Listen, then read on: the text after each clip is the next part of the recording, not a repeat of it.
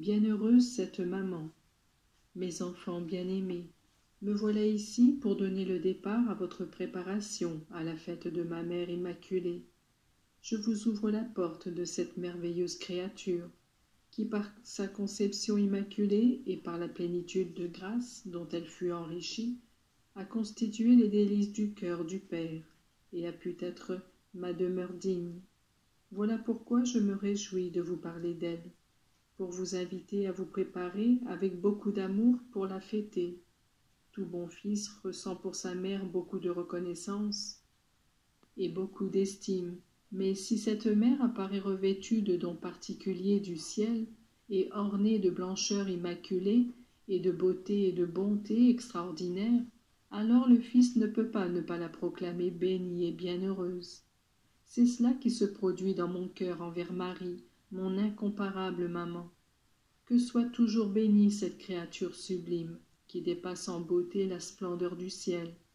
Bénie parce que le Seigneur, ayant répandu en elle chaque vertu et l'ayant ornée de grâce, c'est-à-dire l'ayant remplie de lui-même, a trouvé en elle une correspondance parfaite, au point de rendre sa vie vraiment divine. Bénie parce qu'elle a tout fait bien dans sa vie, au point de mériter l'approbation de Dieu dans chacune de ses actions, en chaque instant de son existence. Bénie par le Père dont elle fut la fille parfaite. Bénie par moi, son Fils, parce que j'ai pu lui appliquer les mérites de ma passion avant même qu'elle n'ait été conçue. Elle fut le vase adapté pour accueillir cette pluie de grâce que la rédemption a apportée dans le monde pour en être ensuite la distributrice. Bénie, parce que l'Esprit du Seigneur l'a unie si étroitement à lui-même au point de fusionner avec son cœur en la rendant féconde et sainte.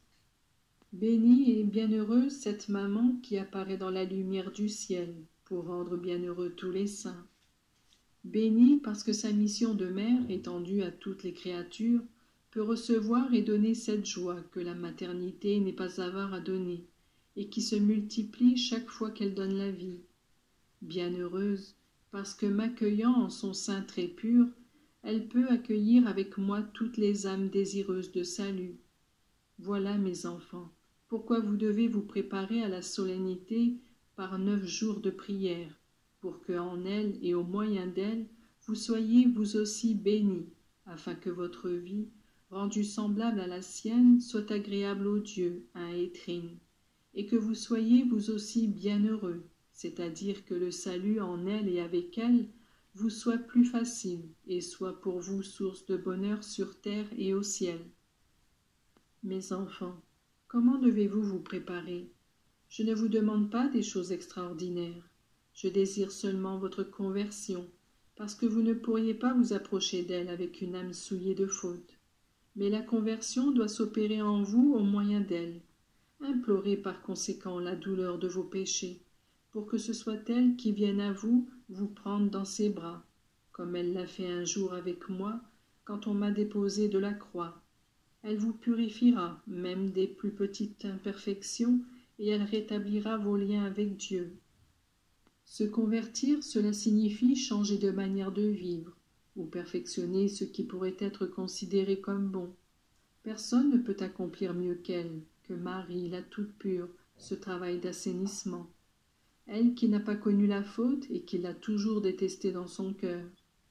Voici ce que je vous demande, voici ce que je désire et que je veux, que vous alliez auprès de ma mère et que vous lui disiez avec sincérité et avec un vrai élan d'amour, « Maman, nous voulons être comme toi, nous sommes faibles, nous sommes indignes, mais ta force et ta perfection ne nous épouvantent pas, au contraire, elles nous sont un encouragement et une aide.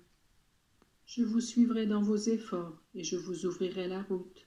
Je vous donnerai la lumière pour comprendre l'état de votre âme et un désir infini de vous améliorer et surmontant toutes les difficultés.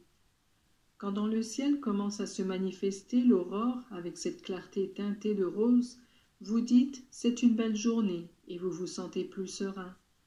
Si pour vous préparer à ma rencontre, au jour de ma naissance, vous avez regardé ma mère pour l'imiter, vous verrez l'aurore d'un jour nouveau, et votre cœur se réjouira parce qu'elle apporte le soleil de justice, Elle apporte le salut et la béatitude.